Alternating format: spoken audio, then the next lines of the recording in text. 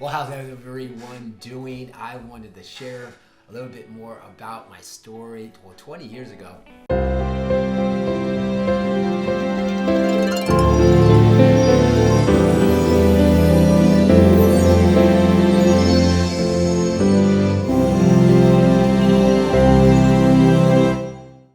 I traveled to my brother's house in Santa Rosa, but before that, I was in Monterey, our hometown.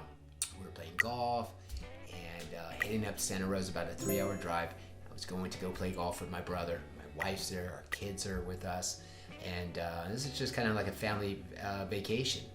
But always having to include golf or tennis and some kind of sporty event while I am on vacation.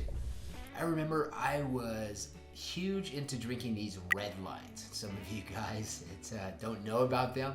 I don't even know if they're around anymore, but wow, they were like any kind of energy drink on steroids. It was like 100 miles an hour. I think you're just supposed to take like a little capsule for it, but I was drinking cans at a time. And so we get to my brother's house. I'm drinking these red lines every single day. That was my go-to energy drink back in the day. And I remember the night before we were going to play golf, I couldn't sleep at night. I was just waking up.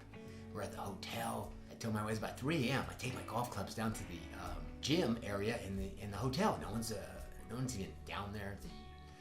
The host was like, "Mr. Rosario, are you okay?" And I'm just gonna go to the gym and warm up. I have a tea time this morning, so I'm swinging my clubs in the gym. An hour passed. I try to go back to bed, still up. My heart's racing. I just not taking any note of it. Like nothing can happen to me. Well, it's about 5 o'clock. Our tea time's I think our tea time's at 7. Asked the front desk host, can you give me a cab? I want to go to the course. He said, "Well, it's dark outside, sir. I mean, there's nothing open right now." Well, I'm just gonna warm up. I'm gonna go putt, maybe in the dark. And so they get me a cab. As I'm in the cab, it's about a 10-minute drive. Within a block, I asked the cab driver, this is how long ago, because cab drivers, we take Ubers now, right? There's no cab riding. So I told the cab driver, like, "Hey, can you just drive me by the hospital real quick? I just want to check in and make sure everything's okay." "Sure. Just wait right here," right? So I go in, check in, no one's there. A small hospital. I check out, say I'm having some heart complications. I just want to get checked and maybe if you can give me something over the counter and I could be on my way. I have a tea time. And they start to connect me with different things, and all of a sudden, all these people start running out. I guess my heart was at a range that it shouldn't have been, and they wheel me in. They call the cardiologist. He wasn't even there yet. It was so early, and they wheel me down to this room. They're calling my wife. I had to sign these papers for them to do this procedure on me to go through my groin. The cardiologist shows up. When they call my wife hangs up because they think it was my brother. My brother's always playing joke. "Oh, hey, this is Derek," or "This is the hospital," but it really was. So they called several times, and then she comes down. They were telling me, you have to go through this procedure. I'm like, "Well, I got a tea time.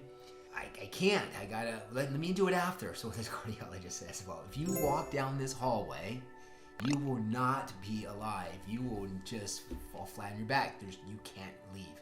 And so I think that was the turning point. I was like, "Oh man, all right, you can check through it." And so they checked through my groin, make sure my heart was okay, and I wasn't. So I was in there just remembering like that the cab driver had to bring my clubs back in. It was a couple hours. He had my stuff out there. I was just telling him, wait. I'm gonna be out there, and just hard-headed me, wanting to think that thought that I was invincible. Right? You ever get that way? Invincible, like, "Oh, nothing's gonna happen to me." But I think now, later in my age, I try to listen to my body, try to be a lot wiser. Definitely don't take red lines. Don't do it if you are. Man, that was a big learning lesson because it freaked everyone out. My family, my wife, they were in tears and like, quit being so hard-headed. Man, just putting things before God. You've ever been there? Sports, self, right? I've been there, and wow, and so many people care and love you. You don't even know. You're putting so many things before them and before our Father. And so be wise. Be wise in this. And I laugh now, but it wasn't too funny then. But God gives us these stories, these things to look back on. that how much grace he gives us to be able to go another season, another chapter in our life. And so we all get a little wiser as we grow older. Just in years, right? Our body, you're only as young as you feel.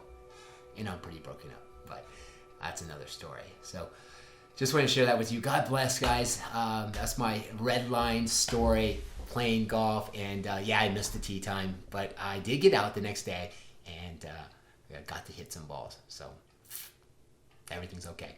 God bless.